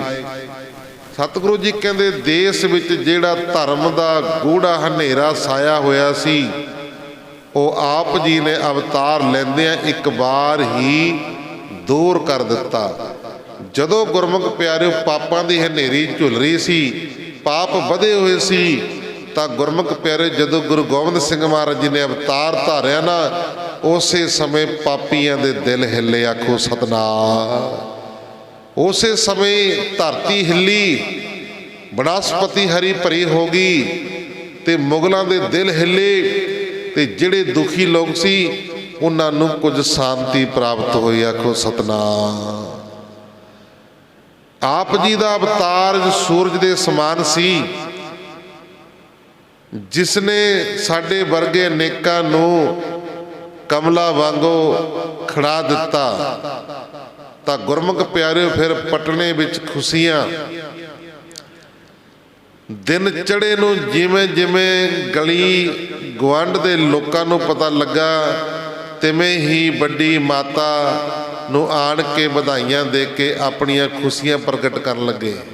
ਮਾਤਾ ਨਾਨਕੀ ਜੀ ਨੂੰ, ਮਾਤਾ ਨਾਨਕੀ ਜੀ ਗੁਰੂ ਤੇਗ ਬਹਾਦਰ ਮਹਾਰਾਜ ਜੀਆਂ ਦੇ ਮਾਤਾ ਜੀ ਸਨ। ਗੁਰੂ ਗੋਬਿੰਦ ਸਿੰਘ ਮਹਾਰਾਜ ਜੀ ਦੇ ਦਾਦੀ ਜੀ ਸਨ ਮਾਤਾ ਨਾਨਕੀ ਜੀ। ਮਾਤਾ ਨਾਨਕੀ ਜੀ ਪੋਤਰੇ ਦਾ ਚੰਦ ਵਰਗਾ ਮੁਖ ਦੇਖ ਕੇ, ਜੋ ਲਾਲ ਕਮਲ ਦੀ ਤਰ੍ਹਾਂ ਖਿੜ ਰਿਹਾ ਸੀ, ਵੇਖ ਕੇ ਬਹੁਤ ਖੁਸ਼ੀ ਹੁੰਦੀ ਸੀ। ਗੁਰੂ ਘਰ ਦੇ ਸਰਦਾਲੂ ਮਾਤਾ ਜੀ ਨੂੰ ਵਧਾਈਆਂ ਦੇਣ ਵਾਸਤੇ ਮਿਲ ਮਿਲ ਕੇ ਸੰਗਤਾਂ ਦੇ ਰੂਪ ਵਿੱਚ ਸ਼ਬਦ ਪੜ੍ਹਦੇ ਰਹੇ। ਜਿਹੜੇ ਵੀ ਆਉਂਦੇ ਮਾਤਾ ਜੀ ਨੂੰ ਮਿਲਦੇ ਖੁਸ਼ ਹੁੰਦੇ ਤੇ ਸ਼ਬਦ ਪੜ੍ਹਦੇ। ਪਰਮੇਸ਼ਰ ਦਿੱਤਾ ਬੰਨਾ, ਦੁੱਖ ਰੋਗ ਕਾ ਡੇਰਾ ਪੰਨਾ, ਆਨੰਦ ਕਰੇ ਨਰ ਨਾਰੀ, ਹਰ ਹਰ ਪ੍ਰਭ ਕਿਰਪਾ ਧਾਰੀ, ਸੰਤੋ ਹੋ ਸੁਖ ਹੋਆ ਸਭ ਥਾਈ, ਪਾਰ ਬ੍ਰਹਮ ਪੂਰਨ ਪਰਮੇਸ਼ਰ ਰਬ ਰਿਹਾ ਸਭਨੀ ਜਾਈ, ਰਹਾਓ ਧੁਰ ਕੀ ਬਾਣੀ ਆਈ ਤਿਨ ਸਗਲੀ ਚਿੰਤ ਮਟਾਈ, ਦਿਆਲ ਪੁਰਖ ਮਿਹਰਬਾਨਾ, ਹਰ ਨਾਨਕ ਸੱਚ ਵਖਾਨਾ। ਇਹ ਉਹੀ ਸ਼ਬਦ ਹੈ ਜਿਹੜਾ ਕਿ ਗੁਰੂ ਹਰਗੋਬਿੰਦ ਸਾਹਿਬ ਮਹਾਰਾਜ ਜੀ ਦੇ ਜਨਮ ਸਮੇਂ ਸ੍ਰੀ ਗੁਰੂ ਅਰਜਨ ਦੇਵ ਮਹਾਰਾਜ ਜੀ ਨੇ ਉਚਾਰਨ ਕੀਤਾ ਸੀ। ਜਦੋਂ 6ਵੇਂ ਪਾਤਸ਼ਾਹ ਮੀਰੀ ਪੀਰੀ ਦੇ ਮਾਲਕ ਦਾ ਜਨਮ ਹੋਇਆ ਸੀ, ਇਹ ਸ਼ਬਦ ਜਿਹੜਾ ਮੈਂ ਪੜ੍ਹਿਆ, ਪਰਮੇਸ਼ਰ ਦਿੱਤਾ ਬੰਨਾ, ਦੁੱਖ ਰੋਗ ਕਾ ਡੇਰਾ ਪੰਨਾ, ਇਹ ਸ਼ਬਦ ਉਦੋਂ ਗੁਰੂ ਅਰਜਨ ਦੇਵ ਮਹਾਰਾਜ ਜੀ ਨੇ ਉਚਾਰਨ ਕੀਤਾ ਸੀ। ਤਾਂ ਹੁਣ ਸੰਗਤਾਂ ਇਸ ਨੂੰ ਬੜੇ ਪ੍ਰੇਮ ਨਾਲ ਪੜ੍ਹ ਕੇ ਆਪਣੀ ਸਿੱਖੀ ਪ੍ਰੇਮ ਪ੍ਰਗਟ ਕਰਦੀਆਂ ਸਨ। ਢੋਲਕੀਆਂ, ਸੈਣੇ ਤੇ ਹੋਰ ਖੁਸ਼ੀਆਂ ਦੇ ਅਨੇਕ ਪ੍ਰਕਾਰ ਦੇ ਸਾਜ਼ ਵੱਜ ਰਹੇ ਸਨ। ਕੜਾਹ ਪ੍ਰਸਾਦ ਦੀਆਂ ਦੇਗਾਂ ਤਿਆਰ ਕਰਕੇ ਗੁਰੂ ਸੰਗਤਾਂ ਸਾਹਿਬ ਦੇ ਨਾਮ ਦੀਆਂ ਅਰਦਾਸਾਂ ਕਰਕੇ ਆਪਣੀਆਂ ਖੁਸ਼ੀਆਂ ਪ੍ਰਗਟ ਕਰਦੀਆਂ ਸਨ। ਭੱਟ ਕੁਲਾਤ ਢਾਡੀ ਆਦਿਕ ਔਰ ਮੰਗਤੇ ਲੋਕ ਆਣ ਕੇ ਵਧਾਈਆਂ ਦਿੰਦੇ ਅਤੇ ਮੂੰਹੋਂ ਮੰਗੀਆਂ ਦਾਨ ਲੈ ਕੇ ਖੁਸ਼ੀਆਂ ਪ੍ਰਾਪਤ ਕਰਦੇ। ਤਾਂ ਗੁਰਮੁਖ ਪਿਆਰਿਓ, ਸਾਹਿਬਜ਼ਾਦੇ ਨੂੰ ਵੱਡੀ ਉਮਰ ਹੋਣ ਦੀਆਂ ਸੀਸਾਂ ਦਿੰਦੇ। ਸਾਰੇ ਜਿੰਨੇ ਵੀ ਆਉਂਦੇ ਖੁਸ਼ੀਆਂ ਲੈ ਕੇ ਜਾਂਦੇ, ਪੁੰਨਦਾਨ ਮਾਤਾ ਜੀ ਕਰਦੇ ਤੇ ਸਾਰੇ ਅਸੀਸਾਂ ਦਿੰਦੇ। ਆਪ ਜੀ ਦੇ ਅਵਤਾਰ ਧਾਰਨ ਦੀ ਖੁਸ਼ੀ ਵਿੱਚ ਦੇਵ ਬੁੱਧ ਵੀ ਮਾਤ ਲੋਕ ਦੀਆਂ ਇਸਤਰੀਆਂ ਦੇ ਭੇਸ ਵਿੱਚ ਦੇਵਤੇ ਮਨੁੱਖਾਂ ਦੇ ਭੇਸ ਧਾਰਨ ਕਰਕੇ ਪਟਨੇ ਦੀ ਧਰਤੀ ਤੇ ਆਣ ਕੇ ਅਨੇਕ ਪ੍ਰਕਾਰ ਦੇ ਸਾਜ਼ ਨਾਲ ਨੱਚਦੇ ਟੱਪਦੇ ਤੇ ਗੀਤ ਗਾਉਂਦੇ ਰਹੇ। ਦੇਵੀ ਦੇਵਤੇ ਵੀ ਗੁਰਮੁਖ ਪਿਆਰਿਓ ਬੰਦਿਆਂ ਦੇ ਰੂਪ ਧਾਰਨ ਕਰਕੇ ਪਟਨੇ ਦੀ ਧਰਤੀ ਤੇ ਸਾਜ਼ਾਂ ਦੇ ਨਾਲ ਨੱਚਦੇ ਟੱਪਦੇ ਤੇ ਗੀਤ ਗਾਉਂਦੇ। ਮਾਲਣਾ ਭਾਂਤ ਦੇ ਸੁੰਦਰ ਫੁੱਲਾਂ ਦੀਆਂ ਵੱਡੀਆਂ ਵੱਡੀਆਂ ਮਾਲਾ ਗੁੰਦ ਕੇ ਸਾਹਿਬਜ਼ਾਦੇ ਵਾਸਤੇ ਲਿਆਉਂਦੀਆਂ ਤੇ ਮਾਤਾ ਜੀ ਪਾਸੋਂ ਇਨਾਮ ਪ੍ਰਾਪਤ ਕਰਕੇ ਧਨ ਮਾਇਆ ਲੈ ਕੇ ਖੁਸ਼ੀਆਂ ਨਾਲ ਘਰਾਂ ਨੂੰ ਜਾਂਦੀਆਂ। ਜੋਤਸ਼ੀਆਂ ਨੇ ਜਨਮ ਲਗਨ ਤੇ ਮਹੂਰਤ ਵੇਖਣਾ। ਫਿਰ ਜੋਤਸ਼ੀ ਆਏ। ਸਾਹਿਬਜ਼ਾਦੇ ਦੀ ਸੋਭਾ ਸੁਣ ਕੇ ਸ਼ਹਿਰ ਦਾ ਪ੍ਰਸਿੱਧ ਜੋਤਸ਼ੀ ਵੀ ਪੱਤਰੀ ਲੈ ਕੇ ਆ ਗਿਆ। ਉਸਨੇ ਮਾਤਾ ਜੀ ਨੂੰ ਵਧਾਈ ਦੇ ਕੇ ਸਾਹਿਬਜ਼ਾਦੇ ਦਾ ਲਗਨ ਮਹੂਰਤ ਵੇਖਣਾ ਕੀਤਾ, ਜਿਸ ਨੂੰ ਸੋਚ ਵਿਚਾਰ ਕੇ ਉਸਨੇ ਮਾਤਾ ਜੀ ਨੂੰ ਦੱਸਿਆ ਕਿ ਬਾਲਕ ਦਾ ਲਗਨ ਐਸਾ ਸ੍ਰੇਸ਼ਟ ਪਿਆ ਹੈ ਜਿਹੜਾ ਕਿ ਅੱਗੇ ਕਿਸੇ ਬਾਲਕ ਦਾ ਵੇਖਿਆ ਨਹੀਂ। ਇਹੋ ਜਿਹਾ ਲਗਨਾ ਇਸ ਬਾਲਕ ਦਾ ਅੱਗੇ ਨਹੀਂ ਕਿਸੇ ਦਾ ਵੇਖਿਆ, ਕਿਉਂਕਿ ਅੱਗੇ ਪੱਤਰੀਆਂ ਦੇਖਿਆ ਕਰਦੇ ਸੀ। ਇਹ ਉਸ ਤੋਂ ਬਾਅਦ ਫਿਰ ਸਤਿਗੁਰੂ ਕਲਗੀਧਰ ਪਾਤਸ਼ਾਹ ਗੁਰੂ ਗੋਬਿੰਦ ਸਿੰਘ ਮਹਾਰਾਜ ਜੀ ਨੇ ਸਾਰਾ ਸਿਲਸਿਲਾ ਹੀ ਖਤਮ ਕਰ ਦਿੱਤਾ ਸੀ। ਪੱਤਰੀਆਂ ਵੇਖਿਆ ਕਰਦੇ ਸੀ। ਪੱਤਰੀ ਵੇਖ ਕੇ ਕਹਿੰਦੇ ਇਹਦਾ ਲਗਨ ਬਹੁਤ ਤੇਜ਼ ਆ, ਐਸਾ ਲਗਨ ਸ੍ਰੇਟ ਪਿਆ ਹੈ ਕਿ ਅੱਗੇ ਕਿਸੇ ਬੱਚੇ ਦਾ ਵੇਖਿਆ ਨਹੀਂ ਹੈ। ਇਹ ਬੜੇ ਪਰਉਪਕਾਰੀ ਹੋਣਗੇ, ਕਹਿੰਦੇ ਇਹ ਬੜੇ ਪਰਉਪਕਾਰੀ ਹੋਣਗੇ ਅਤੇ ਲੋਕਾਂ ਦੇ ਦੁੱਖ ਦੂਰ ਕਰਨ ਵਾਲੇ ਹੋਣਗੇ। ਇਹਨਾਂ ਦਾ ਸੰਸਾਰ ਵਿੱਚ ਬੜਾ ਜਸ ਫੈਲੇਗਾ। ਇਹ ਸੰਸਾਰ ਦੇ ਪੂਜਣ ਯੋਗ ਹੋਣਗੇ ਤੇ ਸੰਸਾਰ ਇਹਨਾਂ ਨੂੰ ਪੂਜੇਗਾ। ਕੌਣ ਨਹੀਂ ਪੂਜਦਾ ਅੱਜ ਗੁਰੂ ਗੋਬਿੰਦ ਸਿੰਘ ਮਹਾਰਾਜ ਜੀ ਨੂੰ? ਹਿੰਦੂ, ਮੁਸਲਮਾਨ, ਸਿੱਖ, ਈਸਾਈ, ਸਾਰੀ ਦੁਨੀਆ ਕਲਗੀਧਰ ਪਾਤਸ਼ਾਹ ਗੁਰੂ ਗੋਬਿੰਦ ਸਿੰਘ ਮਹਾਰਾਜ ਦਾ ਜਸ ਗਾਉਂਦੇ ਨੇ। 500 ਸਾਲ ਹੋ ਗਿਆ। ਕੋਈ ਬਹੁਤਾ ਜੀ ਸਮਾਂ ਦੇਖ ਲਈਏ ਨਾ, ਗੁਰੂ ਗੋਬਿੰਦ ਸਿੰਘ ਮਹਾਰਾਜ ਜੀ ਨੂੰ ਗੁਰੂਆਂ ਨੂੰ ਗਿਆ ਨੂੰ ਕੋਈ ਬਹੁਤਾ ਸਮਾਂ ਨਹੀਂ ਹੋਇਆ। 500 ਸਾਲ ਕੋਈ ਜ਼ਿਆਦਾ ਨਹੀਂ ਹੁੰਦਾ। ਤਾਂ ਗੁਰਮੁਖ ਪਿਆਰਿਓ, ਕਹਿੰਦੇ ਇਹਨਾਂ ਨੂੰ ਸਾਰੀ ਦੁਨੀਆ ਪੂਜੇਗੀ। ਇਹਨਾਂ ਦਾ ਸ਼ਾਸਤਰ ਵਿਦਿਆ ਨਾਲ ਬੜਾ ਪਿਆਰ ਹੋਵੇਗਾ।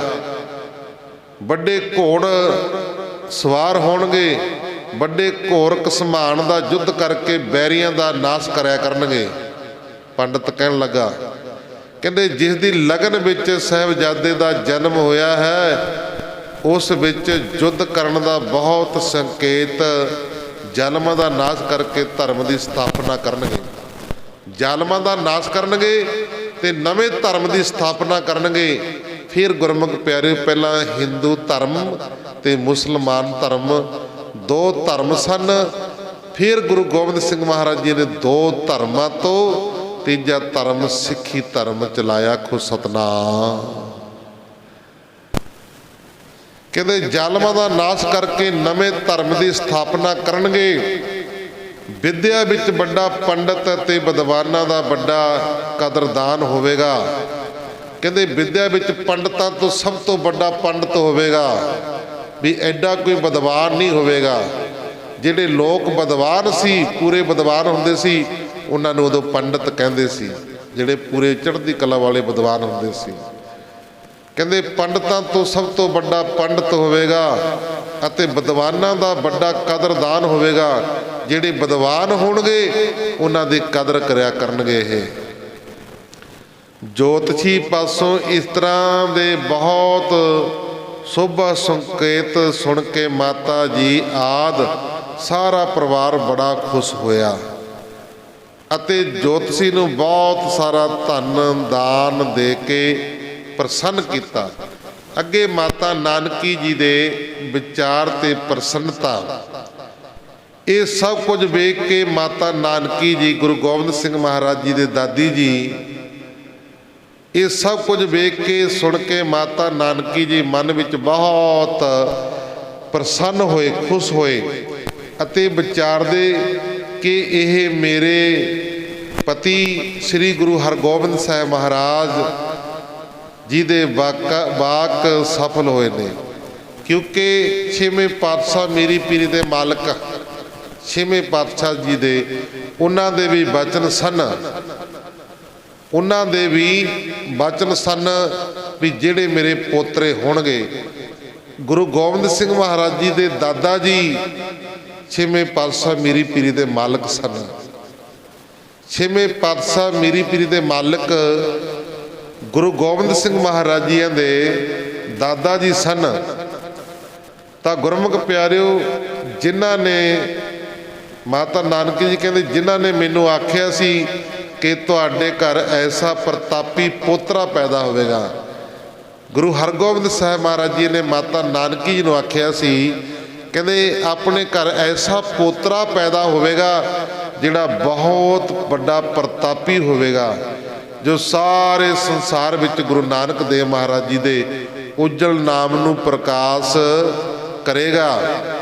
ਇਹਨਾਂ ਵਿਚਾਰਾਂ ਕਰਕੇ ਮਾਤਾ ਜੀ ਬਾਰੰਬਾਰ ਗੁਰੂ ਨਾਨਕ ਦੇਵ ਮਹਾਰਾਜ ਜੀ ਦਾ ਧੰਨਵਾਦ ਕਰਦੇ ਸਨ। ਮਾਤਾ ਜੀ ਨੇ ਸਾਹਿਬਜ਼ਾਦੇ ਦੇ ਜਨਮ ਦੀ ਗੁਰੂ ਸਾਹਿਬ ਜੀ ਨੂੰ ਖਬਰ ਭੇਜੀ। ਗੁਰੂ ਤੇਗ ਬਹਾਦਰ ਮਹਾਰਾਜ ਜੀ ਨੂੰ ਅਸਾਮ ਦੇ ਵਿੱਚ ਗੁਰੂ ਗੋਬਿੰਦ ਸਿੰਘ ਮਹਾਰਾਜ ਜੀ ਦੇ ਜਨਮ ਦੀ ਖਬਰ ਭੇਜੀ। ਮਾਤਾ ਨਾਨਕੀ ਜੀ ਨੇ ਆਪਣੇ ਪੁੱਤਰ ਸ੍ਰੀ ਗੁਰੂ ਤੇਗ ਬਹਾਦਰ ਮਹਾਰਾਜ ਜੀ ਨੂੰ ਉਹਨਾਂ ਦੇ ਘਰ ਸਾਹਿਬਜ਼ਾਦੇ ਦੇ ਅਵਤਾਰ ਧਾਰਨ ਦੀ ਖਬਰ ਦੇਣ ਵਾਸਤੇ ਬੜੇ ਪਿਆਰ ਨਾਲ ਇਸ ਤਰ੍ਹਾਂ ਚਿੱਠੀ ਲਿਖਵਾਈ। ਗੁਰੂ ਨਾਨਕ ਸਾਹਿਬ ਜੀ ਦੀ ਕਿਰਪਾ ਨਾਲ ਤੁਹਾਡੇ ਘਰ ਪੋਹ ਸੁਦੀ 7ਵੀਂ ਸ਼ਨਿਚਰ ਅਤੇ ਐਤਵਾਰ ਦੀ ਵਿਚਾਲੀ ਰਾਤ ਇੱਕ ਪਹਿਰ ਰਹਿੰਦਿਆਂ 1723 ਨੂੰ ਸਾਹਿਬਜ਼ਾਦੇ ਨੇ ਜਨਮ ਲਿਆ। ਇਹ ਚਿੱਠੀ ਲਿਖਾਈ ਮਾਤਾ ਨਾਨਕ ਜੀ ਨੇ ਆਪਣੇ ਪੁੱਤਰ ਗੁਰੂ ਤੇਗ ਬਹਾਦਰ ਮਹਾਰਾਜ ਜੀ ਨੂੰ ਲਿਖ ਕੇ ਭੇਜੀ। ਜਨਮ ਸਮੇਂ ਕਹਿੰਦੇ ਬੜੇ ਚੰਗੇ ਸਗਨ ਹੋਏ, ਨੂਰ ਪ੍ਰਕਾਸ਼ ਅਤੇ ਅਚਾਨਕ ਸੁਗੰਧੀ ਨਾਲ ਸਾਡਾ ਸਾਰਾ ਅੰਦਰ ਬਾਹਰ ਭਰ ਗਿਆ। ਕਹਿੰਦੇ ਬੜਾ ਪ੍ਰਕਾਸ਼ ਹੋਇਆ, ਉਦੋਂ ਬੜੀ ਸੁਗੰਧੀ ਹੋਈ ਜਦੋਂ ਕਲਗੀਧਰ ਪਾਤਸ਼ਾਹ ਗੁਰੂ ਗੋਬਿੰਦ ਸਿੰਘ ਮਹਾਰਾਜ ਜੀ ਨੇ ਅਵਤਾਰ ਧਾਰਿਆ। ਅੱਜ ਗੈਬੀ ਅਣਡਿੱਠੇ ਲੋਕ ਸਾਡੇ ਘਰ ਆਣ ਕੇ ਖੁਸ਼ੀਆਂ ਮਨਾਉਂਦੇ ਨੇ, ਨੱਚਦੇ ਨੇ, ਟੱਪਦੇ ਨੇ, ਢੋਲਕੀ ਸੈਣਿਆਂ ਨਾਲ ਗੀਤ ਗਾਉਣ ਲੱਗ ਪਏ। ਗੁਰੂ ਨਾਨਕ ਸਾਹਿਬ ਦੀ ਕਿਰਪਾ ਹੋਈ ਹੈ, ਜਿਨ੍ਹਾਂ ਨੇ ਸਾਡੀ ਮਨੋਕਾਮਨਾ ਪੂਰਨ ਕੀਤੀ। ਤੁਸੀਂ ਪੁੱਤਰ ਜੀ ਸੇ ਘਰ ਹੀ ਘਰ ਆਉਣ ਵਾਲੀ ਗੱਲ ਕਰਨੀ। ਕਹਿੰਦੇ ਤੁਸੀਂ ਵਾਪਸ ਘਰ ਆਉਣ ਵਾਲੀ ਗੱਲ ਕਰੋ, ਘਰੇ ਆਵੋ। ਘਰ ਦੇ ਵਿੱਚ ਪੁੱਤਰ ਹੋਇਆ। ਇਹ ਚਿੱਠੀ ਲਿਖੀ। ਇਸ ਤਰ੍ਹਾਂ ਪਿਆਰ ਤੇ ਖੁਸ਼ੀਆਂ ਭਰੀ ਚਿੱਠੀ ਲਿਖਵਾ ਕੇ ਮਾਤਾ ਨਾਨਕੀ ਜੀ ਨੇ ਇੱਕ ਸਿੱਖ ਨੂੰ ਦਿੱਤੀ ਕਿ ਆਗਿਆ ਕੀਤੀ ਕਿ ਜਿੱਥੇ ਵੀ ਐਸੇ ਵੇਲੇ ਸਤਿਗੁਰੂ ਜੀ ਹੋਵਣ ਉਹਨਾਂ ਨੂੰ ਇਹ ਚਿੱਠੀ ਪਹੁੰਚਾ ਦਿਓ। ਜਿੱਥੇ ਵੀ ਸਤਿਗੁਰੂ ਜੀ ਹੋਵਣ ਪਤਾ ਕਰਕੇ ਪੁੱਛਗਿੱਛ ਕਰਕੇ ਇਹ ਚਿੱਠੀ ਉਹਨਾਂ ਦੇ ਕੋਲ ਪਹੁੰਚਾ ਦਿਓ। ਇਹ ਚਿੱਠੀ ਲੈ ਕੇ ਛੇਤੀ ਹੀ ਇੱਕ ਸਿੱਖ ਸ਼ਹਿਰ ਨੂੰ ਪਹੁੰਚ ਗਿਆ, ਜਿੱਥੇ ਇਸ ਸਮੇਂ ਸ੍ਰੀ ਗੁਰੂ ਤੇਗ ਬਹਾਦਰ ਮਹਾਰਾਜ ਜੀ ਰਾਜਾ ਰਾਮ ਸਿੰਘ ਜੀ ਨਾਲ ਠਹਿਰੇ ਹੋਏ ਸਨ। ਚਿੱਠੀ ਪੜ੍ਹ ਸੁਣ ਕੇ ਰਾਜਾ ਰਾਮ ਜੀ ਅਤੇ ਉਹਦੇ ਸੈਨਿਕਾਂ ਨੇ ਬੜੀਆਂ ਖੁਸ਼ੀਆਂ ਮਨਾਈਆਂ। ਫੌਜੀ ਬਾਜੇ ਵਜਾਏ, ਤੋਪਾਂ ਦੀ ਸਲਾਮੀ ਦਿੱਤੀ ਗਈ ਅਤੇ ਗਰੀਬਾਂ ਨੂੰ ਬਹੁਤ ਦਾਨ ਦਿੱਤਾ ਗਿਆ ਅਤੇ ਚਿੱਠੀ ਲੈ ਕੇ ਆਉਣ ਵਾਲੇ ਸਿੱਖ ਨੂੰ ਗੁਰੂ ਜੀ ਨੇ, ਗੁਰੂ ਤੇਗ ਬਹਾਦਰ ਮਹਾਰਾਜ ਜੀ ਨੇ ਬਹੁਤ ਧਨ ਦੇ ਕੇ, ਮਾਇਆ ਦੇ ਕੇ ਉਹਦੇ ਲੋਕ ਪ੍ਰਲੋਕ ਸਵਾਰ ਦਿੱਤਾ। ਫਿਰ ਸਤਿਗੁਰੂ ਜੀ ਨੇ ਆਪ ਇੱਕ ਚਿੱਠੀ ਮਾਤਾ ਜੀ ਨੂੰ ਜਿਸ ਤਰ੍ਹਾਂ ਦੀ ਲਿਖਵਾਈ, ਮਾਤਾ ਜੀ ਅਸੀਂ ਹੁਣ ਕਾਮਰੂਪ ਅਸਾਮ ਦੇ ਨੇੜੇ ਧਬੂਰੀ ਸ਼ਹਿਰ ਵਿੱਚ ਪਹੁੰਚ ਗਏ ਹਾਂ। ਅੱਗੇ ਅਸਾਮ ਪਹੁੰਚ ਕੇ ਜਦ ਰਾਜੇ ਦਾ ਕੰਮ ਸਿਮਰ ਜਾਏਗਾ, ਰਾਜੇ ਦਾ ਕੰਮ ਪੂਰਾ ਹੋ ਜਾਏਗਾ ਤਾਂ ਅਸੀਂ ਛੇਤੀ ਹੀ ਵਾਪਸ ਪਟਨੇ ਆਵਾਂਗੇ। ਤੁਸੀਂ ਸਾਹਿਬਜ਼ਾਦੇ ਨੂੰ ਗੁਰਸਿੱਖੀ ਦੀਆਂ ਲੋਰੀਆਂ ਦੇ ਕੇ ਖਿਡਾਉਣਾ ਤੇ ਪਾਲਣਾ ਕਰੋ। ਗੁਰੂ ਨਾਨਕ ਸਾਹਿਬ ਤੁਹਾਡੇ ਸਾਰਿਆਂ ਦੇ ਅੰਗ ਸੰਗ ਹਨ, ਤੁਸੀਂ ਕੋਈ ਫਿਕਰ ਨਾ ਕਰਨਾ, ਅਸੀਂ ਜਲਦੀ ਆਵਾਂਗੇ। ਅੱਗੇ ਗੁਰਮੁਖ ਪਿਆਰਿਓ, ਮਾਤਾ ਜੀ ਦਾ ਪਿਆਰ ਤੇ ਦਾਨ ਗੁਰੂ ਸਾਹਿਬ ਜੀ ਵੱਲੋਂ ਧੀਰਜ ਦੇ ਸੀਸਾਂ ਭਰੀ ਚਿੱਠੀ ਆਉਣ ਨਾਲ ਮਾਤਾ ਜੀ ਬੜੇ ਖੁਸ਼ ਹੋਏ। ਜੋ ਵੀ ਮੰਗਤ ਜਾਂ ਕੋਈ ਵਧਾਈ ਦੇਣ ਘਰ ਆਉਂਦਾ ਤਾਂ ਮਾਤਾ ਜੀ ਸਭ ਨੂੰ ਧਨ, ਵਸਤਰ ਤੇ ਮਠਿਆਈਆਂ ਆਦਿਕ ਨਾਲ ਪ੍ਰਸੰਨ ਕਰਕੇ ਘਰੋਂ ਤੋਰਦੇ। ਬੜੀ ਖੁਸ਼ੀ ਸੀ। 32 ਸਾਲ ਬਾਅਦ ਪੋਤਰੇ ਦਾ ਮਾਤਾ ਨਾਨਕੀ ਜੀ ਨੇ ਮੂੰਹ ਵੇਖਿਆ। 32 ਸਾਲ ਬਾਅਦ ਮਾਤਾ ਗੁਜਰ ਕੌਰ ਨੇ ਆਪਣੇ ਪੁੱਤਰ ਦਾ ਮੂੰਹ ਵੇਖਿਆ ਸੀ ਤੇ ਸਾਰਿਆਂ ਨੂੰ ਖੁਸ਼ੀਆਂ ਦੇ ਕੇ, ਮਠਿਆਈਆਂ, ਅੰਨ ਧਨ, ਵਸਤਰ ਦੇ ਕੇ ਤੋਰਦੇ। ਹੁਣ ਮਾਤਾ ਜੀ ਘਰ ਆਉਣ ਵਾਲੀਆਂ ਇਸਤਰੀਆਂ ਦੇ ਸਾਏ ਪਰਸਾਏ ਤੋਂ ਸਾਹਿਬਜ਼ਾਦਿਆਂ ਨੂੰ ਬਚਾਉਣ ਵਾਸਤੇ ਅਨੇਕ ਪ੍ਰਕਾਰ ਦੇ ਉਪਾਅ ਕਰਦੇ। ਹੁਣ ਬੜੀਆਂ ਇਸਤਰੀਆਂ ਆਉਂਦੀਆਂ ਸੀ, ਬੜੇ ਹੋਰ ਆਉਂਦੇ ਸੀ ਤੇ ਉਹਨਾਂ ਤੋਂ ਵੀ ਬਚਾ ਕੇ ਰੱਖਦੇ ਸੀ, ਕਿਤੇ ਨਜ਼ਰ ਨਾ ਲੱਗ ਜਾਏ ਪੁੱਤਰ ਨੂੰ, ਕਿਤੇ ਕਿਸੇ ਦੀ ਮਾੜੀ ਨਜ਼ਰ ਨਾ ਲੱਗ ਜਾਏ, ਤਾਂ ਉਹਨਾਂ ਤੋਂ ਵੀ ਬਚਾ ਕੇ ਰੱਖਦੇ। ਤਾਂ ਗੁਰਮੁਖ ਪਿਆਰਿਓ, ਸਾਹਿਬਜ਼ਾਦੇ ਦੇ ਬਚਾਓ ਵਾਸਤੇ ਅਨੇਕ ਪ੍ਰਕਾਰ ਦੇ ਉਪਾਅ ਕਰਦੇ ਰਹਿੰਦੇ ਤੇ ਪਿਛਲੀਆਂ ਗੱਲਾਂ ਨੂੰ ਯਾਦ ਕਰਕੇ ਦਰਸ਼ਨ ਕਰਨ ਆਈਆਂ ਇਸਤਰੀਆਂ ਨੂੰ ਸਾਹਿਬਜ਼ਾਦੇ ਗੁਰੂ ਗੋਬਿੰਦ ਸਿੰਘ ਮਹਾਰਾਜ ਜੀ ਦੇ ਦੂਰੋਂ ਹੀ ਆਪਣੇ ਗੋਦ ਦੇ ਵਿੱਚ ਚੁੱਕ ਕੇ ਦਰਸ਼ਨ ਕਰਵਾਇਆ ਕਰਦੇ, ਦੂਰੋਂ ਹੀ। ਤਾਂ ਗੁਰਮੁਖ ਪਿਆਰਿਓ, ਕਿਉਂਕਿ ਬਾਲਕ ਰੂਪ ਕ੍ਰਿਸ਼ਨ ਭਗਵਾਨ ਨੂੰ, ਬਾਲਕ ਰੂਪ ਕ੍ਰਿਸ਼ਨ ਭਗਵਾਨ ਨੂੰ ਕੰਸ ਦੀ ਭੇਜੀ ਹੋਈ ਭੂਤਨੀ ਦਾਈ ਨੇ ਆਪਣੇ ਦੁੱਧੀ ਨੂੰ ਜ਼ਹਿਰ ਲਾ ਕੇ, ਦੁੱਧ ਪਿਆ ਕੇ ਮਾਰਨਾ ਚਾਹਿਆ ਸੀ ਕ੍ਰਿਸ਼ਨ ਭਗਵਾਨ ਨੂੰ, ਪਰ ਉਹ ਪਰਮੇਸ਼ਰ ਅਵਤਾਰ ਸਨ, ਉਸ ਨੂੰ ਮਾਰ ਦਿੱਤਾ ਤੇ ਆਪ ਬਚ ਗਏ। ਐਸੀ ਦੰਦੀ ਵੱਡੀ, ਉਹਨੂੰ ਮਾਰ ਦਿੱਤਾ ਤੇ ਕ੍ਰਿਸ਼ਨ ਭਗਵਾਨ ਜੀ ਆਪ ਬਚ ਗਏ। ਕੁਸਨੀ ਜ਼ਹਿਰ ਨੇ ਕਿਹਾ। ਇਸੇ ਤਰ੍ਹਾਂ ਬਾਲਕ ਰੂਪ ਸ੍ਰੀ ਹਰਗੋਬਿੰਦ ਸਾਹਿਬ ਮਹਾਰਾਜ ਜੀ ਇੱਕ ਪਿਆਨ ਖਿਡਾਵੀ ਇਸਤਰੀ ਨੇ, ਜਿਹੜੀ ਗੁਰੂ ਹਰਗੋਬਿੰਦ ਸਾਹਿਬ ਮਹਾਰਾਜ ਜੀ ਨੂੰ ਛੋਟੇ ਹੁੰਦਿਆਂ ਇੱਕ ਇਸਤਰੀ ਖਿਡਾਇਆ ਕਰਦੀ ਸੀ, ਤਾਂ ਉਸਨੇ ਵੀ, ਇਸਤਰੀ ਨੇ ਆਪਣੇ ਦੁੱਧੀ ਨੂੰ ਜ਼ਹਿਰ ਲਾ ਕੇ ਅਤੇ ਇੱਕ ਘਰ ਦੇ ਰਸੋਈਏ ਨੂੰ ਦਹੀਂ ਵਿੱਚ ਜ਼ਹਿਰ ਦੇ ਕੇ ਮਾਰਨਾ ਚਾਹਿਆ ਸੀ, ਪਰ ਆਪ ਜੀ ਨੂੰ ਗੁਰੂ ਅਵਤਾਰਨ ਹੋਣ ਕਰਕੇ ਕੋਈ ਦੁੱਖ ਨਾ ਲੱਗਿਆ। ਇਸ ਤਰ੍ਹਾਂ ਦੇ ਕੌਤਕ ਹੁੰਦੇ ਰਹੇ ਸੀ ਤੇ ਇਹਨਾਂ ਗੱਲਾਂ ਨੂੰ ਦੇਖ ਕੇ ਹੀ ਮਾਤਾ ਗੁਜਰ ਕੌਰ ਜੀ ਡਰਦੇ ਰਹਿੰਦੇ ਸੀ। ਇਸ ਕਰਕੇ ਮਾਤਾ ਜੀ ਨੇ ਕਿਸੇ ਓਪਰੀ ਇਸਤਰੀ ਜਾਂ ਪੁਰਸ਼ ਨੂੰ ਸਾਹਿਬਜ਼ਾਦੇ ਦੇ ਦਰਸ਼ਨ ਦੂਰੋਂ ਹੀ ਆਪਣੀ ਕੋਛੜ ਵਿੱਚ ਚੁੱਕ ਕੇ ਕਰਵਾਉਂਦੇ ਸਨ। ਤਾਂ ਗੁਰਮੁਖ ਪਿਆਰਿਓ, ਵੇਖਣ ਵਿਖਾਉਣ ਵਾਸਤੇ ਸਾਹਿਬਜ਼ਾਦੇ ਨੂੰ ਨਹੀਂ ਸੀ ਦਿੰਦੇ, ਚੱਕਣ ਨਹੀਂ ਸੀ ਦਿੰਦੇ ਗੁਰੂ ਗੋਬਿੰਦ ਸਿੰਘ ਮਹਾਰਾਜ ਜੀ ਨੂੰ ਨੇੜੇ, ਕਿਉਂਕਿ ਪਹਿਲਾਂ ਇਹ ਗੱਲਾਂ ਹੋਈਆਂ ਸੀ ਜਿਹੜੀਆਂ ਆਪ ਜੀ ਨੇ ਸੁਣੀਆਂ ਨੇ। ਹੁਣ ਸਾਹਿਬਜ਼ਾਦੇ ਦਾ ਨਾਮ ਗੋਬਿੰਦ ਰਾਏ ਰੱਖ ਦਿੱਤਾ। ਗੋਬਿੰਦ ਰਾਏ ਨਾਮ ਰੱਖ ਦਿੱਤਾ। ਸ੍ਰੀ ਗੁਰੂ ਤੇਗ ਬਹਾਦਰ ਮਹਾਰਾਜ ਜੀ ਨੇ ਉਸ ਸਮੇਂ ਹੀ ਰੱਖ ਕੇ ਮਾਤਾ ਜੀ ਨੂੰ ਚਿੱਠੀ ਲਿਖ ਕੇ ਭੇਜਿਆ ਕਿ ਜਦੋਂ ਸਾਹਿਬਜ਼ਾਦੇ ਦੇ ਜਨਮ ਦੀ ਖਬਰ ਇੱਕ ਸਿੱਖ ਨੇ ਆ ਕੇ ਆਪ ਜੀ ਪਾਸ ਸਬੂਰੀ ਗਿਆ ਸੀ, ਪਰ ਮਾਤਾ ਜੀ ਨੇ ਆਪਣੇ ਸਹੁਰੇ ਦਾ ਨਾਮ ਸ੍ਰੀ ਹਰਗੋਬਿੰਦ ਸਾਹਿਬ ਹੋਣ ਕਰਕੇ ਆਪ ਜੀ ਨੇ ਸਾਹਿਬਜ਼ਾਦੇ ਦਾ ਸਿੱਧਾ ਨਾਮ ਗੋਬਿੰਦ ਰਾਏ ਰੱਖ ਦਿੱਤਾ ਸੀ। ਮੂਹਰੋਂ ਹਰ ਕੱਟ ਦਿੱਤਾ, ਕੱਲਾ ਗੋਬਿੰਦ ਰੱਖ ਦਿੱਤਾ ਮਾਤਾ ਨਾਨਕੀ ਜੀ ਨੇ। ਤਾਂ ਗੁਰਮੁਖ ਪਿਆਰਿਓ, ਬੜੇ ਲਾਡ ਲੜਾਉਂਦੇ, ਸਗੋਂ ਲਾਡ ਨਾਲ ਪਿਆਰ ਨਾਲ ਕਦੇ ਮੇਰਾ ਰਾਮ ਜੀ ਕਹਿੰਦੇ ਤੇ ਕਦੇ ਸਾਮ ਜੀ ਕਹਿੰਦੇ। ਜਿਵੇਂ ਰਾਮ ਜੀ ਸ੍ਰੀ ਰਾਮ ਚੰਦਰ ਜੀ, ਸਾਮ ਜੀ ਤੇ ਸ੍ਰੀ ਕ੍ਰਿਸ਼ਨ ਭਗਵਾਨ ਜੀ ਪਰਮੇਸ਼ਰ ਅਵਤਾਰ ਸਨ, ਤਿਵੇਂ ਹੀ ਮਾਤਾ ਜੀ ਸਾਹਿਬਜ਼ਾਦੇ ਨੂੰ ਇੱਕ ਰੂਪ ਪਰਮੇਸ਼ਰ ਅਵਤਾਰ ਹੀ ਮੰਨਦੇ ਸਨ।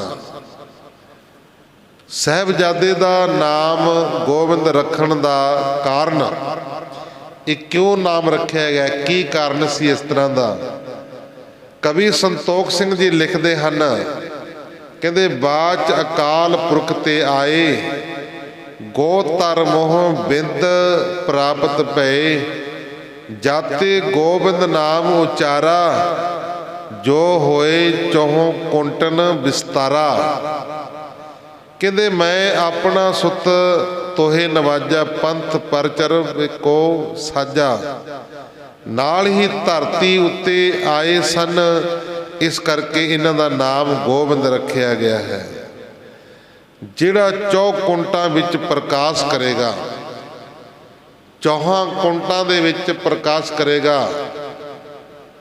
ਉਪਰੰਤ ਗੁਰੂ ਪਦ ਗੁਰੂ ਨਾਨਕ ਸਾਹਿਬ ਜੀ ਦੀ ਗੁਰਤਾ ਗੱਦੀ ਉੱਤੇ ਬੈਠ ਕੇ ਮੱਘਰ ਸੰਮਤ 1732 ਵਿੱਚ ਪ੍ਰਤਾਪ ਕੀਤਾ ਤੇ ਸਿੰਘ ਪਦ ਆਪ ਜੀ ਵਿਸਾਖੀ ਸੰਮਤ 1756 ਨੂੰ ਪੰਜ ਪਿਆਰੇ ਸਾਜ ਕੇ ਉਹਨਾਂ ਤੋਂ ਆਪ ਅੰਮ੍ਰਿਤ ਛਕ ਕੇ ਧਾਰਨ ਕੀਤਾ। ਫਿਰ ਖੰਡੇ ਬਾਟੇ ਦਾ ਅੰਮ੍ਰਿਤ ਛਕ ਕੇ ਫਿਰ ਗੁਰਮੁਖ ਪਿਆਰਿਓ ਗੁਰੂ ਗੋਬਿੰਦ ਸਿੰਘ ਮਹਾਰਾਜ ਜੀ ਗੋਬਿੰਦ ਰਾਏ ਤੋਂ ਰਾਏ ਕੱਟ ਦਿੱਤਾ ਸੀ, ਫਿਰ ਸਿੰਘ ਜੁੜ ਗਿਆ ਸੀ, ਗੋਬਿੰਦ ਸਿੰਘ। ਪੰਜ ਪਿਆਰੇ ਤੋਂ ਅੰਮ੍ਰਿਤ ਛਕ ਕੇ ਖੰਡੇ ਬਾਟੇ ਦਾ।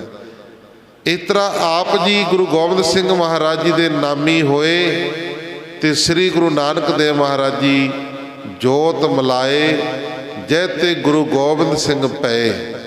ਅੱਗੇ ਫਿਰ ਭੀਖ ਮਸਾ ਕੜਾਮ ਦੀ ਧਰਤੀ ਤੇ ਜੋ ਰਹਿੰਦੇ ਸੀ। ਤਾਂ ਗੁਰਮੁਖ ਪਿਆਰਿਓ, ਭੀਖ ਮਸਾ ਰਿਆਸਤ ਪਟਿਆਲੇ ਦੇ ਇੱਕ ਪਿੰਡ ਘੁੜਾਮ ਦਾ ਇੱਕ ਖੁਦਾ ਰਸੀਦ ਬੰਦਾ ਸੀ,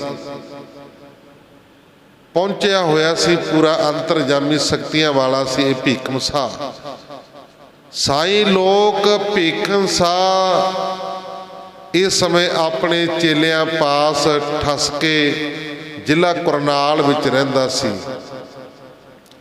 ਸਾਹਿਬਜ਼ਾਦੇ ਦੇ ਜਨਮ ਸਮੇਂ ਅੰਮ੍ਰਿਤ ਵੇਲੇ ਸਾਈਂ ਰੱਬ ਦੀ ਯਾਦ ਵਿੱਚ ਬੈਠਾ ਹੋਇਆ ਸੀ। ਉਸਨੇ ਅਨੁਭਵ ਕੀਤਾ, ਉਸਨੇ ਦਿਵ ਦ੍ਰਿਸ਼ਟੀ ਨਾਲ ਵੇਖਿਆ, ਅਨੁਭਵ ਕੀਤਾ ਕਿ ਅਚਾਨਕ ਹੀ ਪੂਰਬ ਦਿਸ਼ਾ ਵੱਲੋਂ ਉਸ ਨੂੰ ਰੋਸ਼ਨੀ ਦਿਖੀ। ਆਖੋ ਸਤਨਾਮ। ਉਸ ਨੂੰ ਅਚਾਨਕ ਰੋਸ਼ਨੀ ਦਿਖੀ। ਸਾਈਂ ਜੀ ਨੇ ਆਪਣੀ ਦੂਰ ਦ੍ਰਿਸ਼ਟੀ ਨਾਲ ਵੇਖਿਆ ਕਿ ਇਸ ਦਿਸ਼ਾ ਕੋਈ ਮਹਾਪੁਰਸ਼ ਜ਼ੁਲਮ ਦਾ ਹਨੇਰਾ ਦੂਰ ਕਰਨ ਵਾਸਤੇ ਪੈਦਾ ਹੋਇਆ ਹੈ।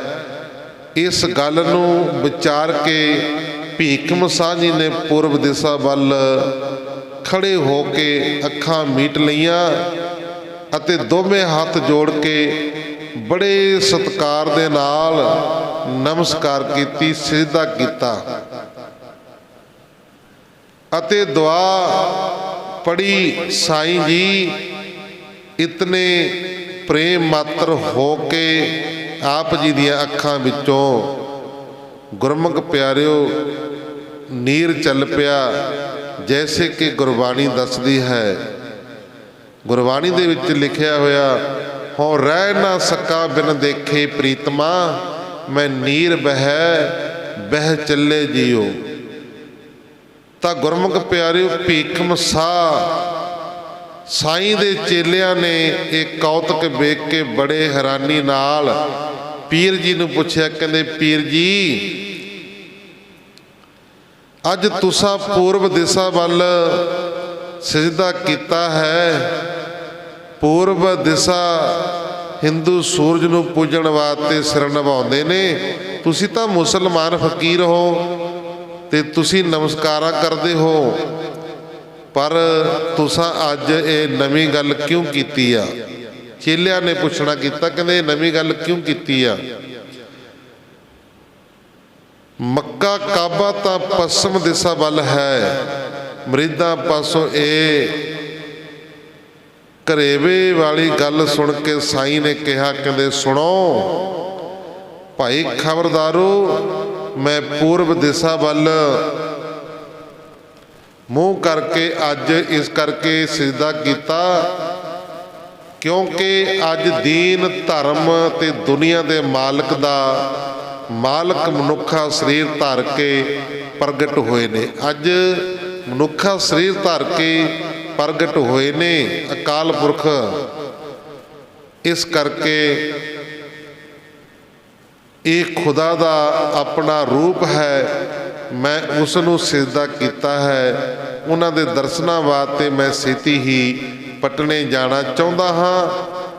जे किसी ने तुहाडे विचों मेरे नाल जाना है तो तैयार होवो, जे किसी ने मेरे नाल जाना है तो तैयार होवो। फिर पीर जी दा पटने पहुंचना अपने चेलियां दे नाल नाल लैके गुरमुख प्यारिओ पीर जी पटने वल चल पे। महीने के पिछों जद हौली हौली हौली चल के साईं जी पटने दी जो विच पहुंचे तां कि वेखदे हन, कहंदे जिधर किधर बाग हरे भरे लह लह झूम रहे हन। इउं जापदा है कि जिवें खुशी विच सारी ही बनस्पति बिरस एक दूजे नूं झुक झुक के अपनी खुशी प्रगट कर रहे ने। बैल बूटे फुल्लां नाल भरे हुए इउं दिस रहे सन जिवें कि साहिबजादे उत्ते बरखा करन वास्ते किसी समय की उड़ीक कर रहे हैं। इस तरह हरे भरे खड़ाऊ वाले बाजू मंडल ते खुशियां भरपूर वातावरण देख के भीखम साह जी शहर दीयां गलियां विच मर्दां इस्त्रियां दे टोले इधर उधर फिरदे वेख के साहूकारां दीयां हट्टियां ते सजे हुए बाजार विचों लंघदे होए भीखम साह जी उस दरवाजे अगे पुज गए जिथे सिख संगतां बड़ी भीड़ लगी हुई सी। गुरु जी दा यही घर है जिथे साहिबजादे ने जन्म लिया है। ये पता करके भीखम पीर साह जी एक पासे होके बैठ गए भी चलो इन्ने संगतां ने जिहड़ियां ये दर्शन करनगियां ते उस तो बाद फिर आपां टकई दे नाल दर्शन करांगे। दर्शन करके फिर आपां निहाल निहाल होवांगे। सो ये सी भाई भीखम साह जो पटने की धरती ते पहुंचिया। अगे इतिहास सरवण करो। पीर जी भीखम साह ने साहिबजादे दे दर्शन करने वास्ते बेनती की। मामा कृपाल चंद नूं बेनती की, कहंदे असीं पटियाले दे नेड़ियों कढ़ाम तो चल के आए हैं ते दर्शन करने वास्ते आए हैं, सानू दर्शन करवाओ। अगे फिर मामा कृपाल चंद जी ने माता गुजर कौर जी नूं बेनती की ते अगे फिर की जवाब आया, की कहा, इतिहास करो कलू सरवण। आओ गुरबाणी पढ़दे सुनदे कोलों ਇੱਕ ਨਹੀਂ ਨੇਕਾਂ ਹੀ ਪ੍ਰਕਾਰ ਦੀਆਂ ਗਲਤੀਆਂ ਭੁੱਲਾਂ ਚੁੱਕਾਂ ਹੋ ਜਾਂਦੀਆਂ ਨੇ। ਸੰਗਤਾਂ ਸਤਿਗੁਰੂ ਜੀ ਬਖਸ਼ਣਹਾਰ ਹਨ। ਅੱਗੋਂ ਬਾਤ ਤੇ ਸਿਰ ਤੇ ਮੇਰਾ ਪ੍ਰਿਹਤ ਰੱਖ ਕੇ ਸੁੱਧ ਸਪਸ਼ਟ ਗੁਰਬਾਣੀ ਪੜ੍ਹਨ ਦੀ, ਸੇਵਾ ਕਰਨ ਦੀ, ਕਥਾ ਕੀਰਤਨ ਕਰਨ ਦੀ ਸੋਝਿਆ ਜਾਏ। ਲੋਕ ਸੁਖੀਏ ਪ੍ਰਲੋਕ ਸਹੇਲੇ, ਨਾਨਕ ਹਰ ਪ੍ਰਭ ਆਪੇ ਮਿਲੇ।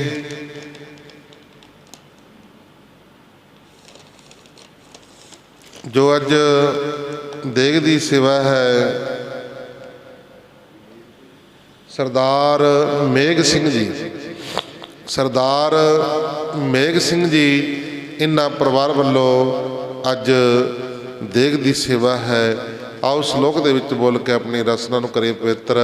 ਅਰਦਾਸ ਹੁਕਮਨਾਮਾ ਸਾਹਿਬ ਕੜਾ ਪ੍ਰਸਾਦਿ ਦੇ ਕਰ ਲੈ ਕਰਕੇ ਫਿਰ ਆਪੋ ਆਪਣੇ ਕਰੋ ਵਿਹਾਰ ਕਰਨੇ ਨੇ। ਲੋਕ ਸੁਖੀਏ ਪ੍ਰਲੋਕ ਸਹੇਲੇ, ਨਾਨਕ ਹਰ ਪ੍ਰਭ ਆਪੇ ਮਿਲੇ। ਸ਼ਲੋਕ ਪਵਨ ਗੁਰੂ ਪਾਣੀ ਪਿਤਾ,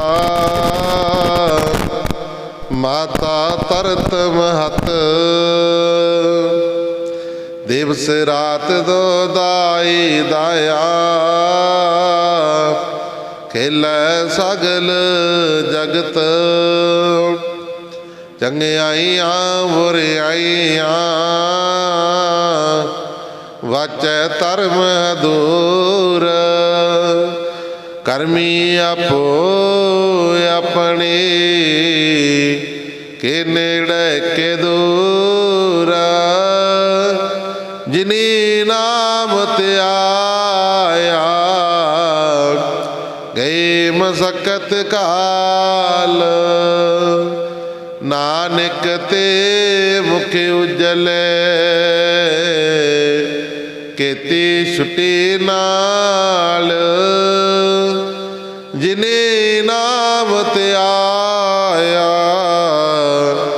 ਗਏ ਮਸਕਤ ਕਾਲ, ਨਾਨਕ ਤੇ ਮੁਖ ਉਜਲੇ,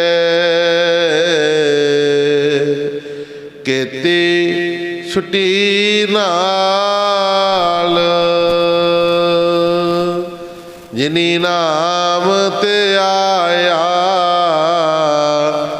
ਗਏ ਮਸਕਤ ਕਾਲ, ਨਾਨਕ ਤੇ ਮੁਖ ਉਜਲੇ, ਕੀਤੀ ਛੁੱਟੀ ਨਾਲ।